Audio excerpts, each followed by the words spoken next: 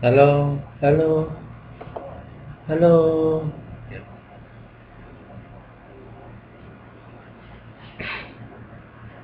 No one here.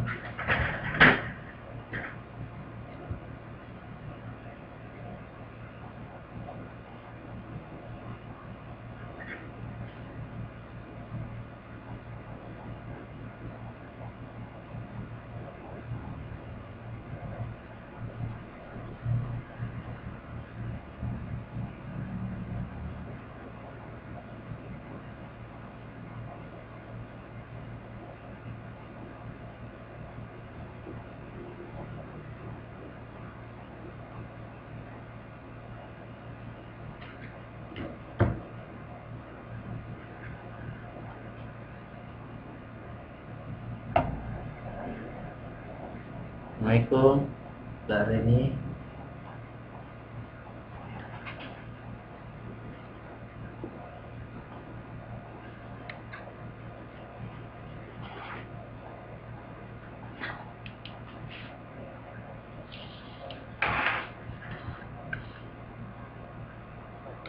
Tunggu orang dulu ya. Nanti kita mulai.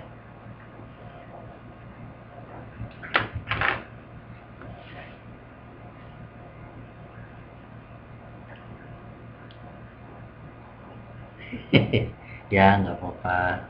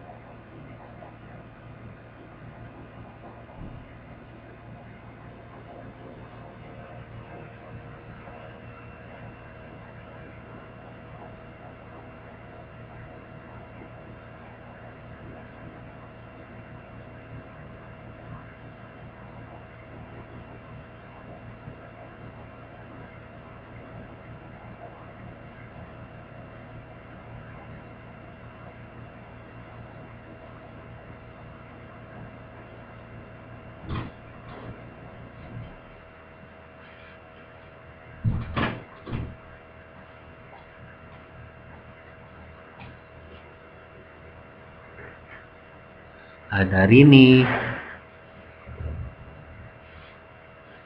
Waalaikumsalam.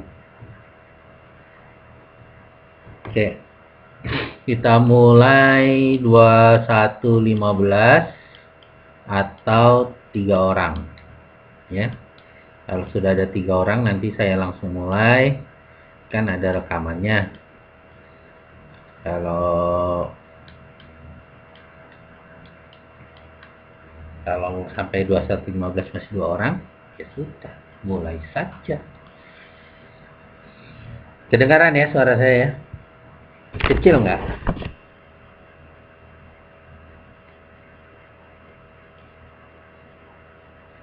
Bagus, ya ada.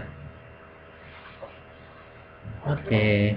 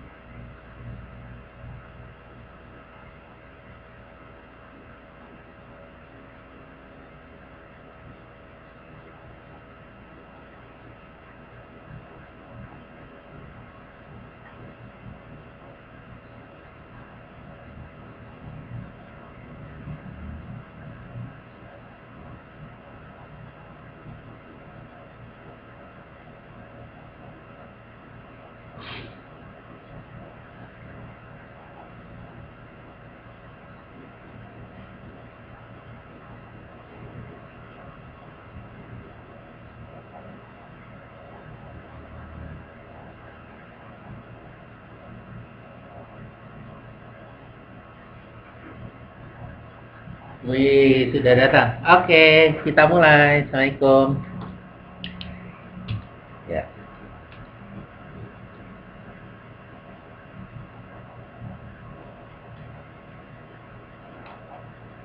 Ya, Assalamualaikum warahmatullahi wabarakatuh. Ya, nggak apa-apa telat. Jadi gini, tugas kalian adalah membuat presentasi, PowerPoint presentasi, makalah yang sudah nanti akan saya upload. Di sini juga sudah ada, nanti kita lihat sama-sama. Nanti di Facebook juga akan saya upload juga. Oke, nanti akan upload, nanti dibuat PowerPoint-nya. Oke. Nah, hari ini saya akan menjelaskan teknik-teknik presentasi. Untuk diingatkan caranya, mengingat kembali, kita sudah membahas tentang 2 minggu yang lalu, membahas tentang, mungkin sinyal saya kali ya, membahas tentang gimana cara melakukan presentasi impromptu atau tidak terencana. Oke. Saya akan tentang 3T atau dalam setiap slide, dalam setiap presentasi kita pertama-tama jelaskan dulu ke audiens, saya akan menerangkan apa. Terangkan yang apa yang akan Anda terangkan. Setelah itu lakukan keterangan. Jelaskan apa yang ingin kita terangkan.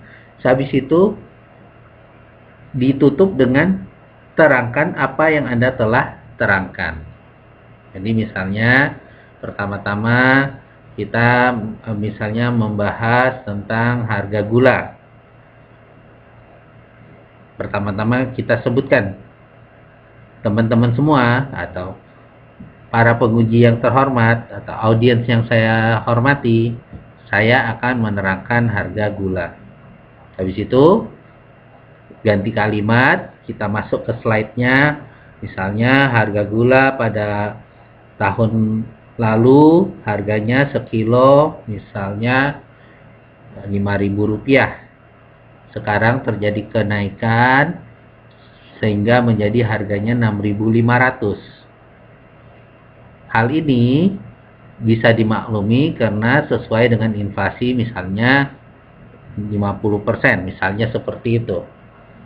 Setelah kalian nerangkan tentang apa yang kalian terangkan, akhirnya demikian tinjauan kita tentang harga gula tahun ini sampai kemarin, yaitu ada kenaikan di 60%. Selanjutnya kita akan bahas misalnya bab berikutnya yang tadi tentang harga gula. Bab berikutnya adalah bagaimana menurunkan harga gula. Terus di slide selanjutnya, setelah kita membahas tentang harga gula, kita bahas faktor-faktor yang dapat menurunkan harga gula, seperti itu. Jadi seperti itu ya. Jadi ada 3 tel ini. Terangkan apa yang akan Anda terangkan. Selamat datang di Tina. Terangkan apa yang akan Anda terangkan. Lalu terangkan apa yang Anda telah terangkan. Oke.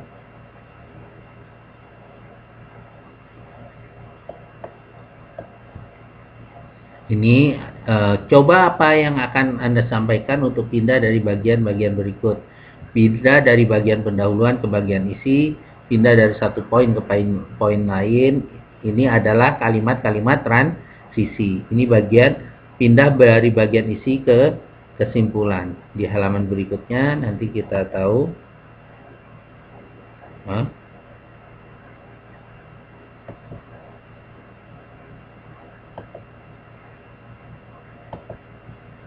Oke, halaman 30-nya tidak bisa.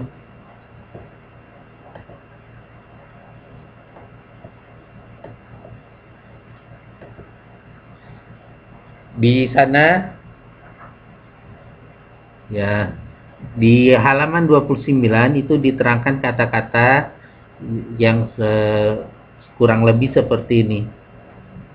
Whiteboard di layar saya kurang jelas, Pak. Ya, oke, maaf ya. Nanti mudah-mudahan rekamannya bagus ya. Nanti bisa lihat di rekamannya. Boleh. Nanti saya upload semua.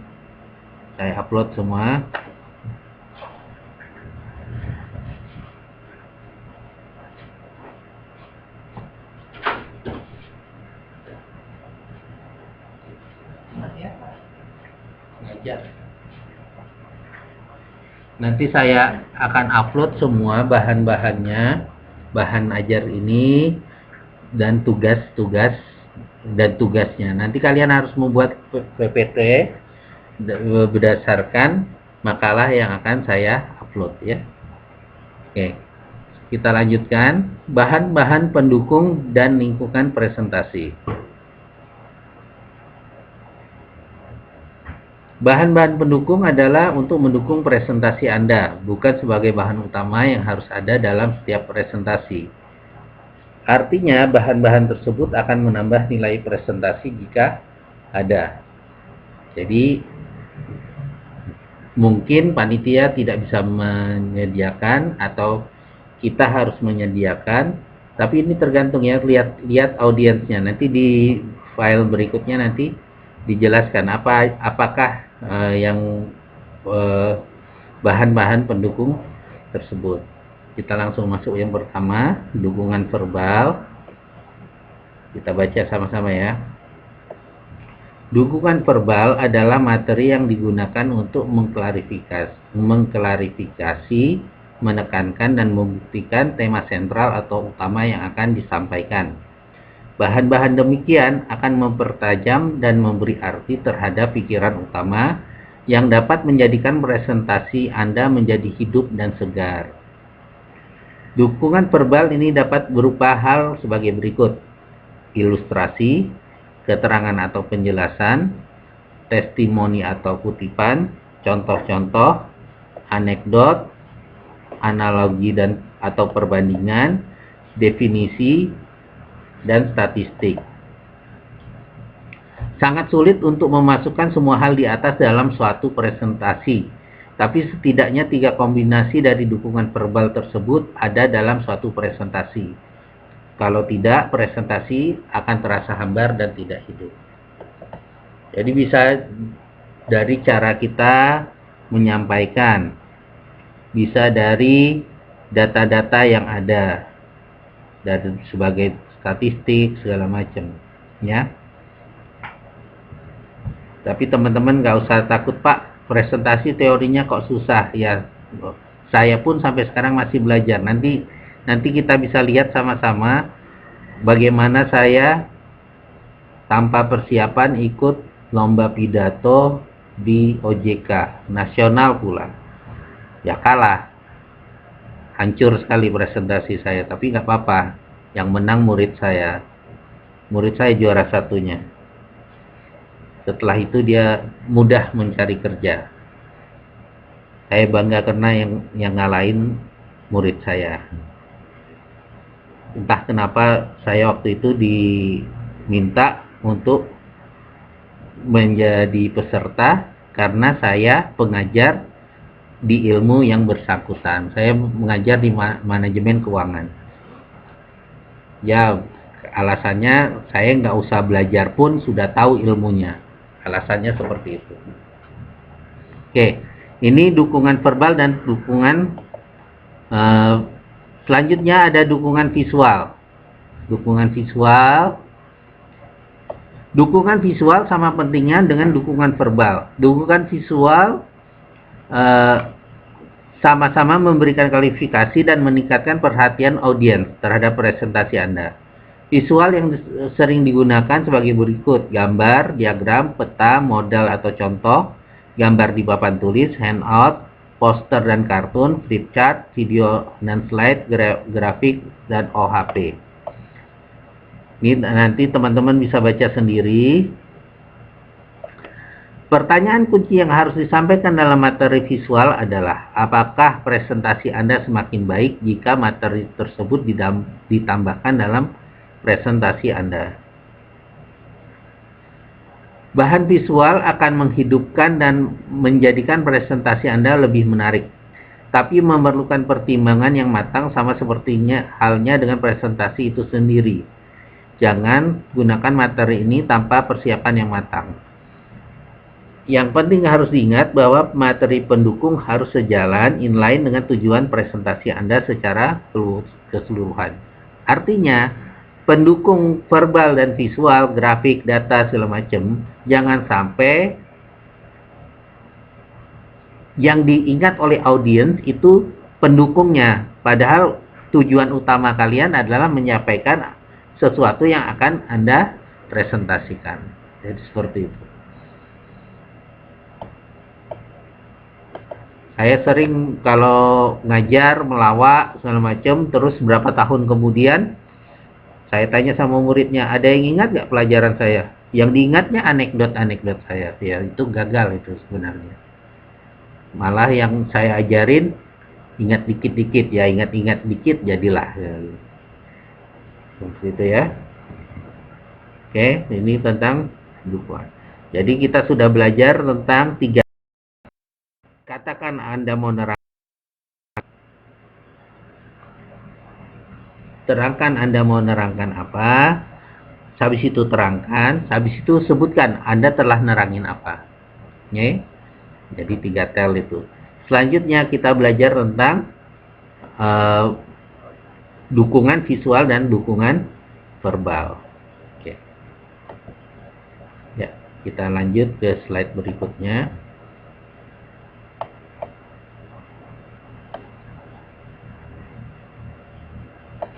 Ini menggarisbawahi yang saya garis bawahi tadi, dukungan-dukungan itu tidak bersaing, mengelabui makna, rumit dan duplikasi, dan harus diterangkan. Jadi dukungan-dukungan itu harusnya hanya membantu. Yang utama yang ingin kita sampaikan harus tetap tersampaikan. Seperti itu. Oke. Kita lanjutkan. Nah, ini data-data yang ada. Bagaimana kita belajar dan mengingat? Ini secara statistik ya, data statistik. Kita belajar 1% dari ngecap, dirasakan. 1,5% dari menyentuh. 3,5% melalui penciuman. 11% dari pendengaran. 83% dari penglihatan. Celakanya, penglihatan kita kan sering salah. Kita sering terkena ilusi. Banyak contoh-contoh ilusi. Tapi celakanya 83% inilah yang paling banyak diserap oleh otak kita dalam kita belajar. Sebaliknya, kita ingat 10% dari apa yang kita lihat, 20% apa yang kita dengar, 30% dari apa yang kita lihat. Kok lihat lagi sih? 50% dari kita lihat dan dengar, dan 80% dari yang kita katakan, dan 90% dari apa yang kita katakan dan lakukan. Intinya, kalau ingin mengingat sesuatu, cara yang paling mudah adalah belajar terus mengajarkan. Kalau kalian sudah sampai tahap itu, insya Allah mengajar itu sebenarnya belajar.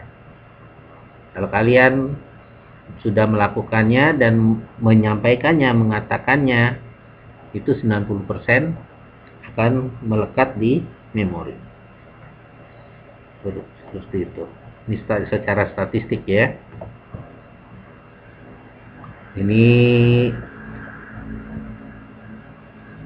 Ini data-data gimana sebuah presentasi itu. Jadi penglihatan.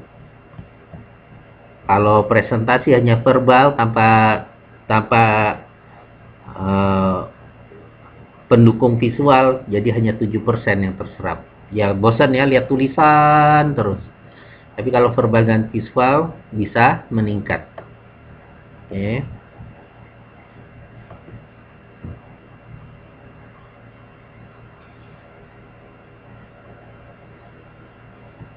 Ini masih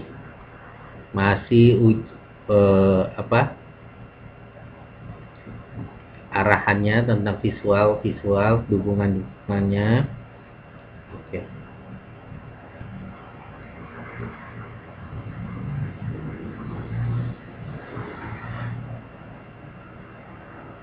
Saya dengar dan saya lupa. Masuk telinga kiri, keluar telinga kanan. Dinasehatin tiap hari, ya lupa. I see and remember.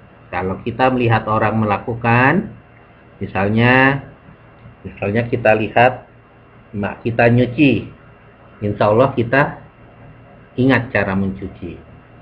Tapi kalau kita mau betul-betul mengerti mencuci, yaitu melakukan mencuci, cuci pakaian.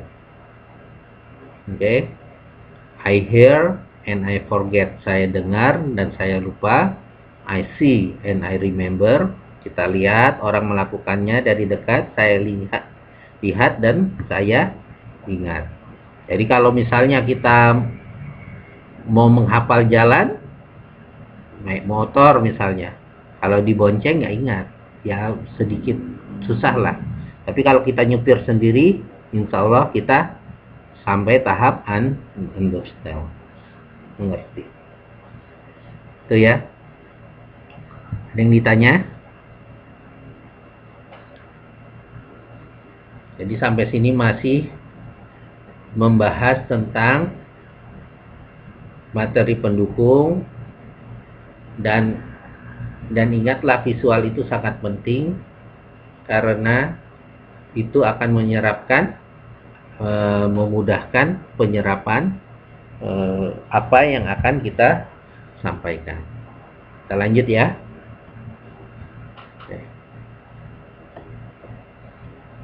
Ini berkaitan tentang tempat dan pendukung material. Rencanakan tempat presentasi Anda. Pengaturan tempat presentasi Anda adalah bagian penting dalam persiapan Anda. Bagaimanapun bagusnya bahan presentasi Anda, apalah gunanya jika orang lain tidak dapat mendengar dan melihatnya. Ini misalnya ruangnya besar, PowerPoint. Oke, Nuri, makasih. Ruangnya besar, PowerPoint kalian seharusnya pakai font yang agak besar. Ruangnya besar, kedengaran nggak suaranya sampai belakang? Jadi seperti itu.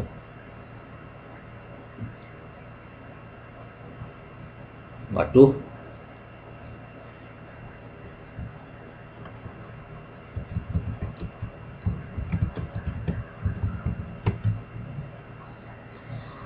Ya, mudah-mudahan nanti di rekamannya bisa kedengaran ya. Ya. Visibilitas itu tentang kelihatan perlu lampu sorot nggak, yang disorot itu orangnya atau PowerPoint-nya, layarnya. Jadi seperti itu. Kalau kalian mau mementingkan mimik muka seperti itu, karena ada misalnya pengajaran suara, bahasa, kan mulut terbuka, tertutup, mungkin sangat penting. Tapi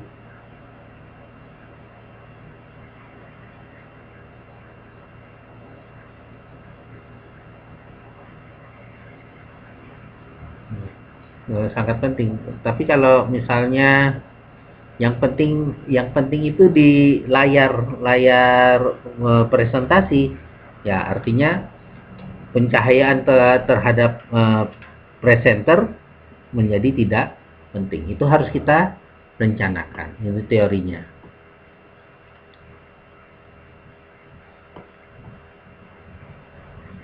Audibilitas itu adalah apakah Anda dapat didengar. Nih contoh presentasi yang saya gagal. Soalnya kenapa? Mbak Reni nggak dengar. Sebenarnya ini presentasi yang kurang baik karena tidak seluruh audiens mendengarkan, seharusnya semuanya dengar. Tapi nggak apa-apa, mudah-mudahan nanti rekaman ini akan saya upload di YouTube. Nanti mudah-mudahan bisa membantu untuk mempersiapkan bahan tugas kalian. Tugas kalian itu sangat penting ya, karena itu pengganti nilai UTS. Nanti untuk UAS saya pikirkan lagi. Saya sih rencananya di pertemuan TTM terakhir kalian presentasi satu-satu di depan saya, itu UASnya. Minimal kalian bisa menunjukkan sebuah soft skill untuk KF ini. Sama saya teman-teman sudah belajar Excel sedikit dan belajar PowerPoint. Dalam hal ini PowerPoint untuk presentasi. Nanti saya pikirkan karena masih banyak datang ke TTM, izin atau seperti gimana ya.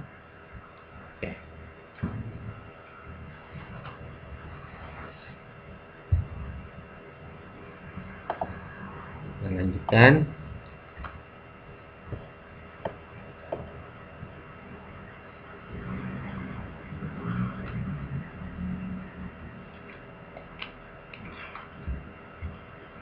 Buat PPT-nya, buat PowerPoint-nya.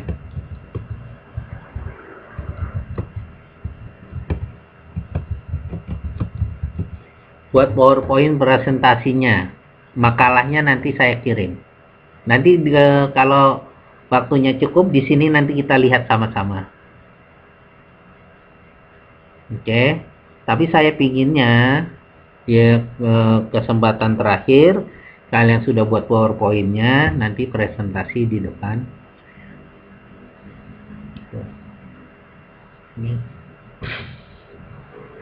Kita lanjutkan bahannya.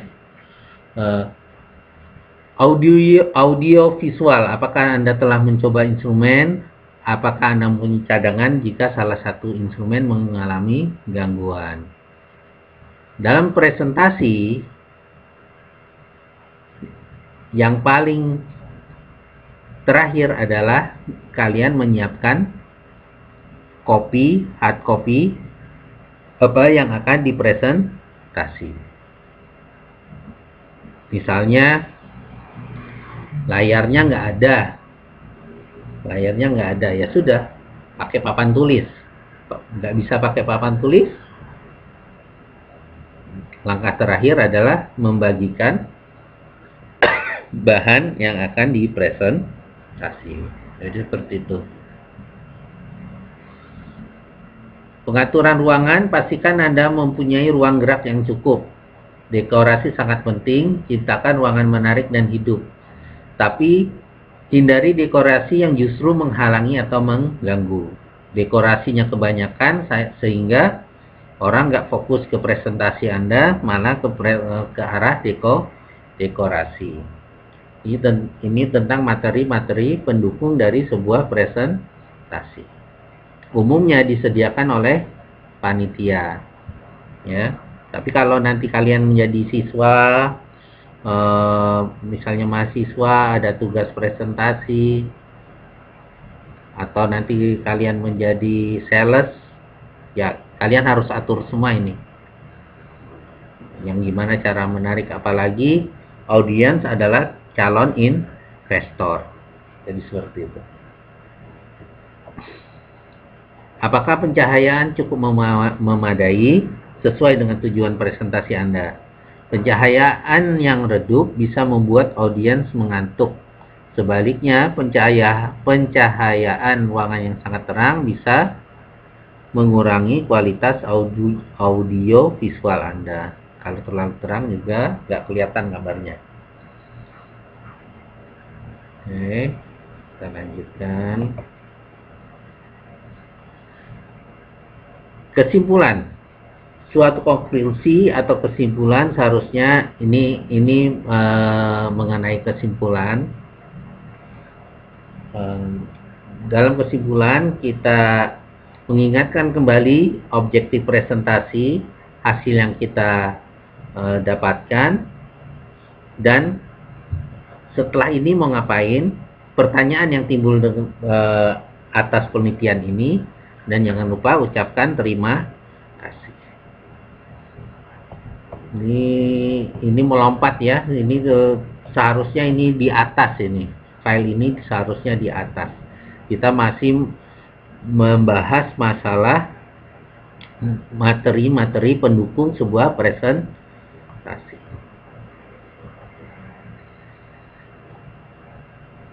Oke.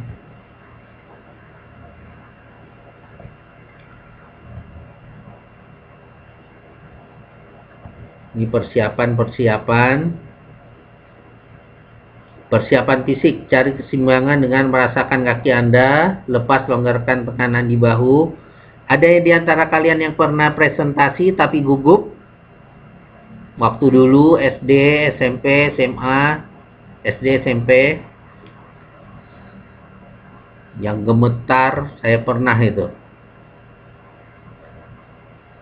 Jadi persiapan fisik ini carikan keseimbangan dengan merasakan kaki Anda. Kalau Anda merasa melayang, nanti pas presentasi bisa jatuh itu. Oke. Jadi seperti itu. Dan murid saya ada kalau presentasi takut lihat audiens. Dia ngelihatnya ke bawah terus. Kalau nggak ngadap ke atas terus, sampai saya tanya, ngelihat apa mas? Ya apa mbak? Kadang-kadang ngadapnya ke papan tulis terus membelakangi dari audiens. Pak, saya takut pak kalau ngadap muka orang itu. Ya jangan dihadap, cari muka yang ramah sama kalian. Tapi jangan juga karena teman nanti akhirnya kita jadi ketawa-ketawa, itu juga jangan juga. Jadi kita presentasi ngadap muka satu orang karena teman, malah kita ketawa-ketawa padahal kita lagi melakukan presentasi. Seperti itu. Ini mengenai penampilan, ini tata cara teori ya. Penampilan kalau presentasi ya nggak mungkin pakai pakaian informal, ya kan? Pakai you can see, mungkin lah. Kecuali mungkin di audiensnya memang semuanya pakai komunitas itu, mungkin seperti itu. Komunitas motor besar gitu ya. Semuanya pakai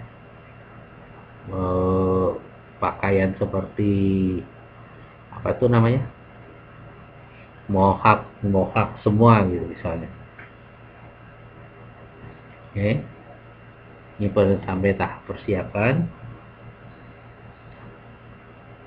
dan latihan ya, latihan dan latihan. Jadi seperti itu. Oke, ini masih tentang keterampilan vokal. Pertama, kecepatan dan volume. Ya, ini kecepatan suara dan volume ini didapat dengan pengalaman. Oke. Kita baca teorinya ya. Memperlambat suara akan memberikan penekanan terhadap pernyataan yang Anda sedang sampaikan. Dengan berbicara dengan cepat, memberikan kesan penting atau kegembiraan. Meningkatkan volume suara akan mengesankan arti penting dari kata-kata yang ada dalam pernyataan. Menurunkan volume suara yang tiba-tiba dapat menarik perhatian audiens. Pitch control. Umumnya Anda memulai suatu pernyataan dengan suara rendah dan meninggi di akhir. Memvariasikan pitch sangat penting karena akan memberikan warna dari presentasi Anda. Perlu juga berhenti di tengah-tengah. Jadi ini adalah memainkan vokal, volume, kecepatan, pitch, dan stop. Jadi seperti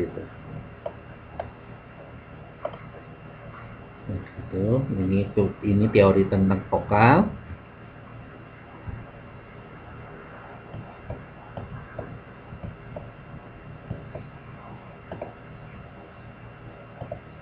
Mengenai anekdot, hati-hati jangan menyinggung audiens. Pilihlah, atau misalnya sudah terlanjur, pilihlah kata-kata minta maaf Bu Yon, karena kita nggak tahu ya audiensnya tersinggung atau tidak. Dan jangan menggunakan kata jari telunjuk. Jari telunjuk akan seolah-olah menuduh seseorang. Jadi seperti itu.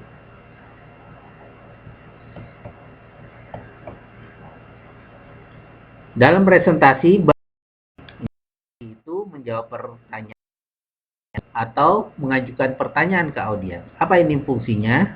Adalah biar audiens memperhatikan apa yang kita presentasikan.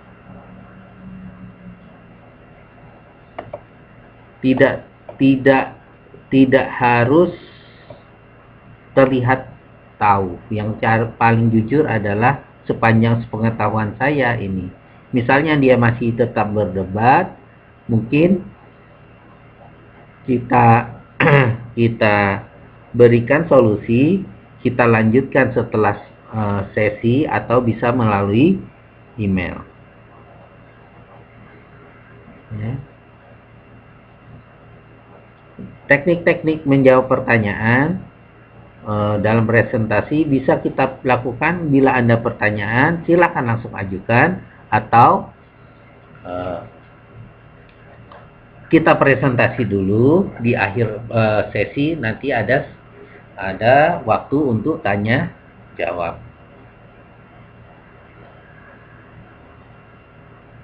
Itu kadang-kadang juga tergantung dari panitia. Jadi seperti itu. Cara yang bagus untuk klarifikasi pertanyaan kita, Anda menanyakan tentang pertanyaan Anda adalah, jadi mungkin kita salah menanggapi pertanyaan. Kadang-kadang kan kita juga terbatas kemampuan menyerap apa inti pertanyaannya, karena dia pertanyaannya panjang lebar gitu. Kita coba simpulkan. Ini untuk sebuah klarifikasi.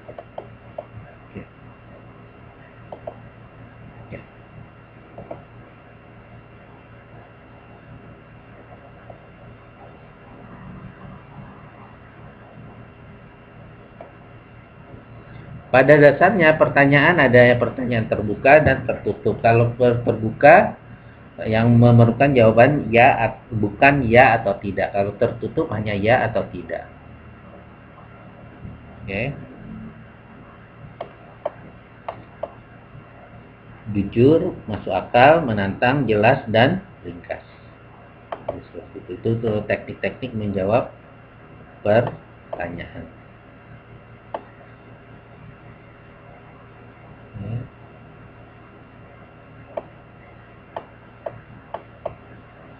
Oke, saya pikir itu yang perlu saya sampaikan hari ini. Beberapa hal ini. Oke, ini menangani ketakutan atau nervous.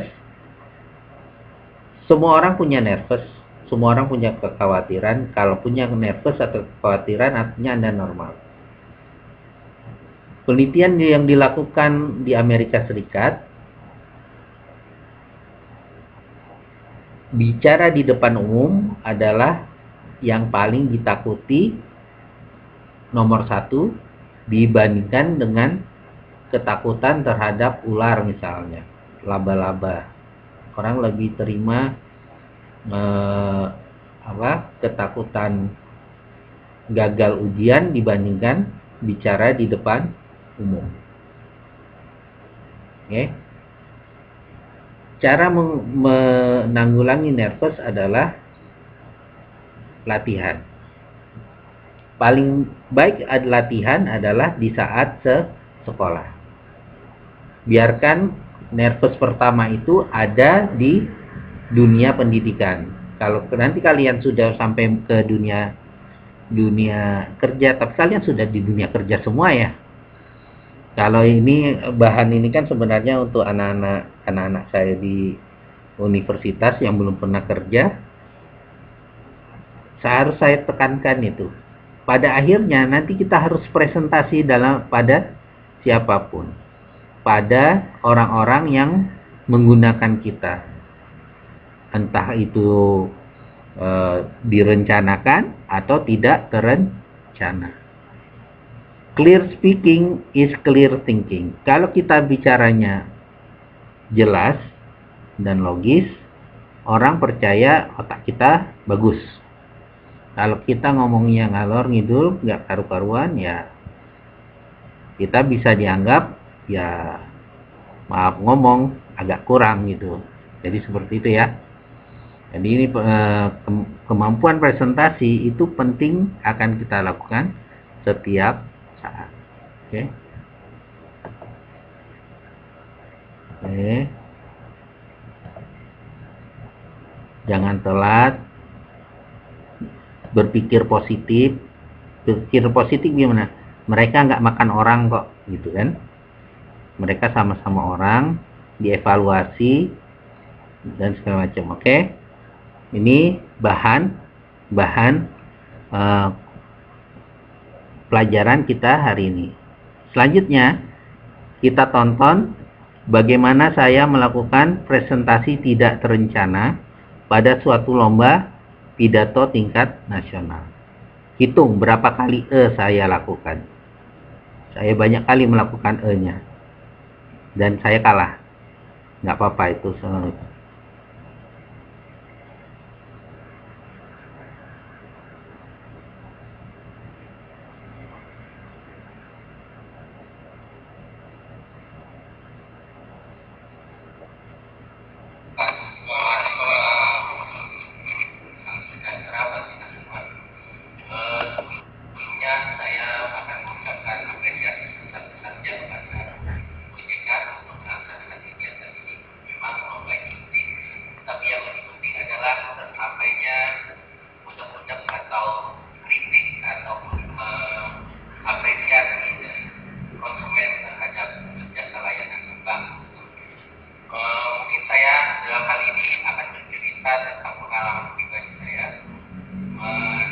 Mendapatkan manfaat dari asuransi kesehatan.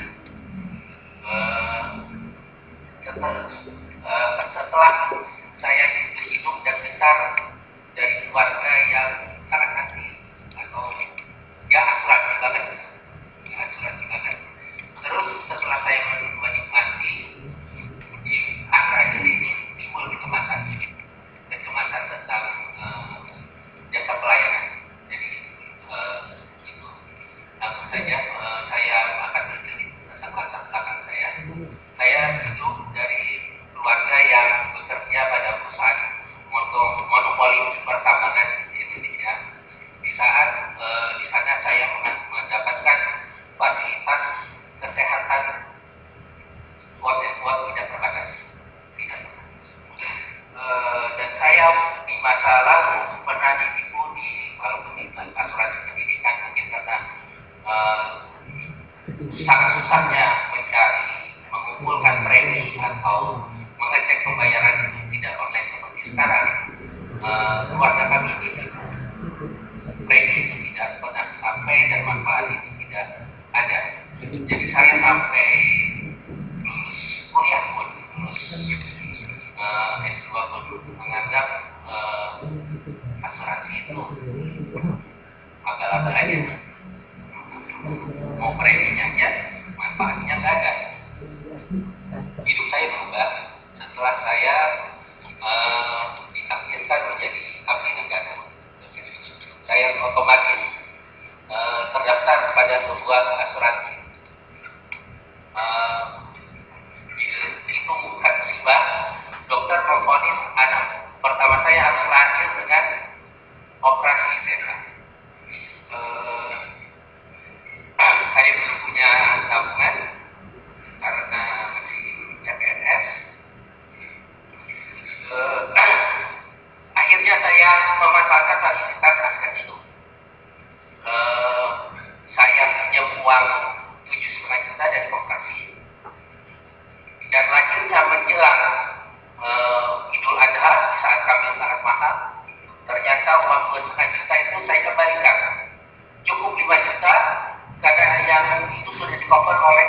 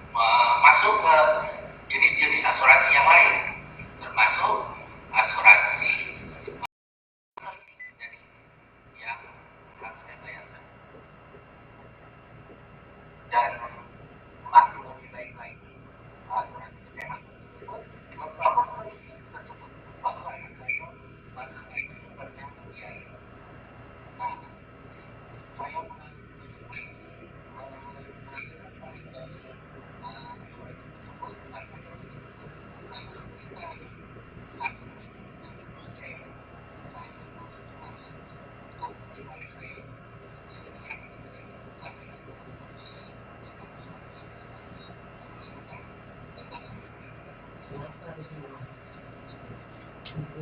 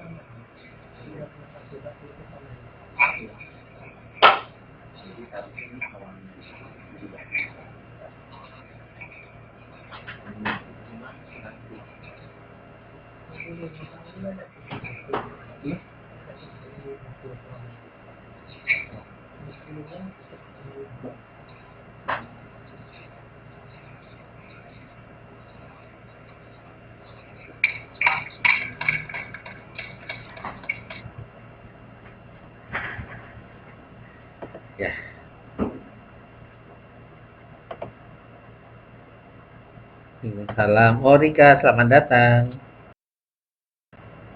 Ya begitu ya. Latihan saya tadi. Begitu banyak nya saya. Tapi nggak apa-apa. Tingkat nasional, pidato nasional. Yang pasti belum bisa lah jadi kalau jadi presiden. Apalagi dibandingkan sama Pak Karno gitu. Kalah lah. Oke. Ya. Itu teorinya. Nah, sekarang kita akan lihat makalah yang nanti akan kalian buat untuk presentasinya. Buat PowerPoint-nya ya.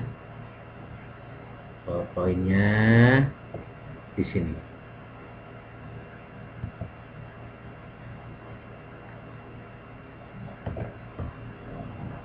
Oke. Nih. Ini judulnya pengaruh status pekerjaan dan negara penempatan terhadap remitansi pekerja migran Indonesia. Oke.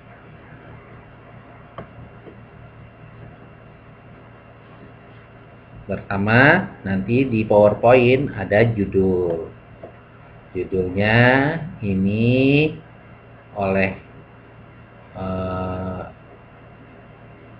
olehnya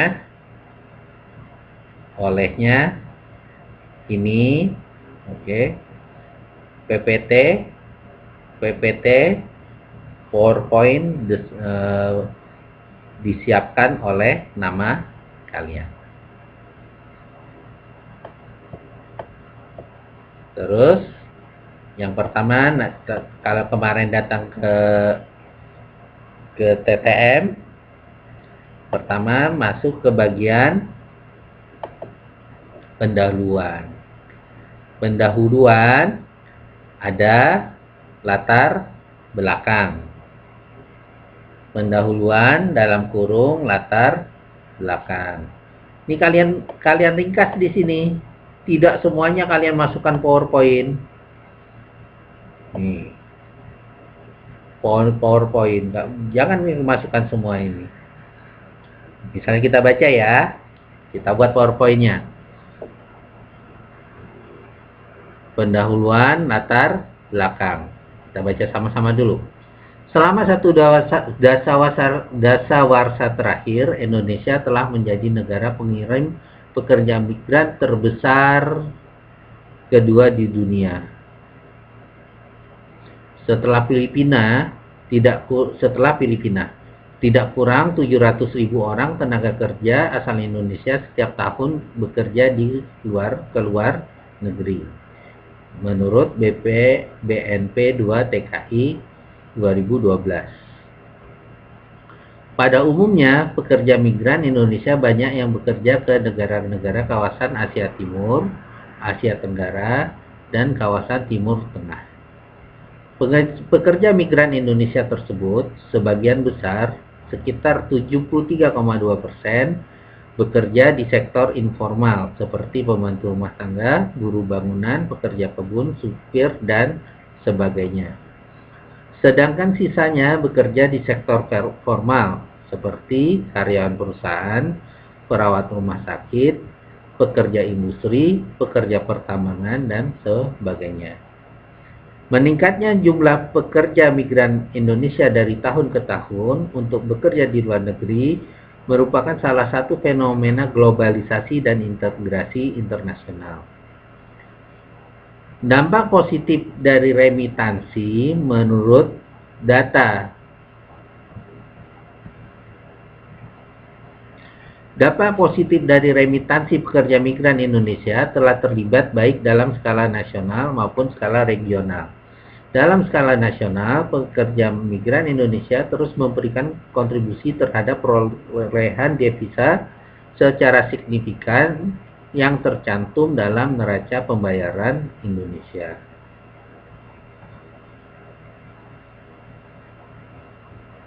Ada yang tahu sampai sini apa remitansi? Ada yang tahu? Ya, betul. Kalau kalian agak-agak lupa, remitansi adalah pengiriman uang ke Indonesia.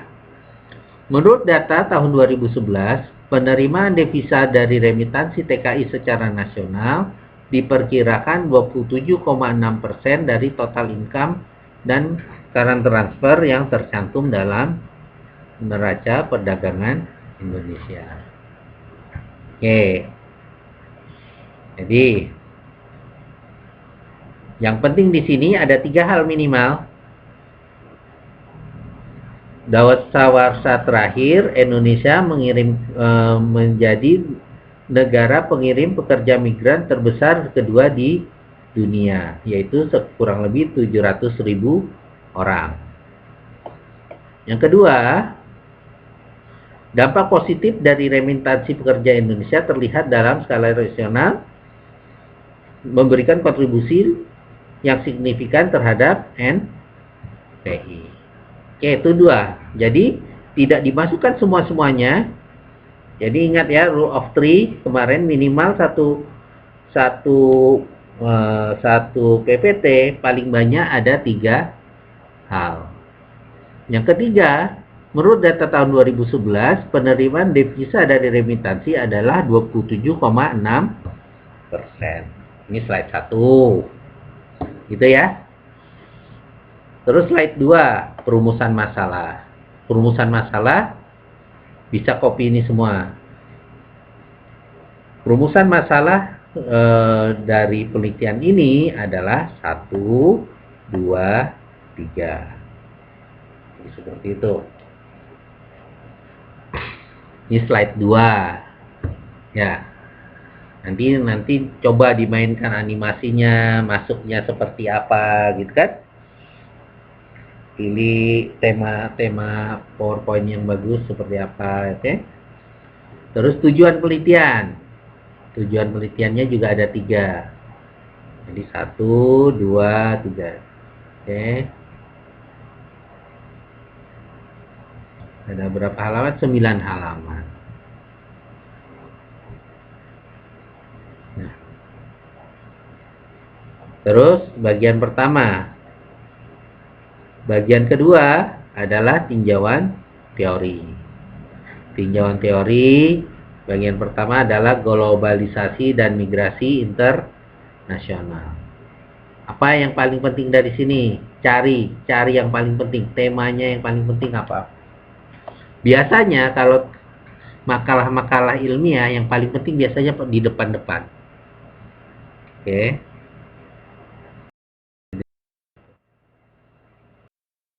Ini terus sampai 9 halaman, buat PowerPoint-nya. Nanti karena ini adalah tugas besar kalian, bisa kirim, tanya, Pak sudah benar belum? Saya balikin saya lagi, oke? Saya pingin kalian semuanya bagus di sini. Seperti itu. Ada pertanyaan? Ada pertanyaan tentang makalahnya?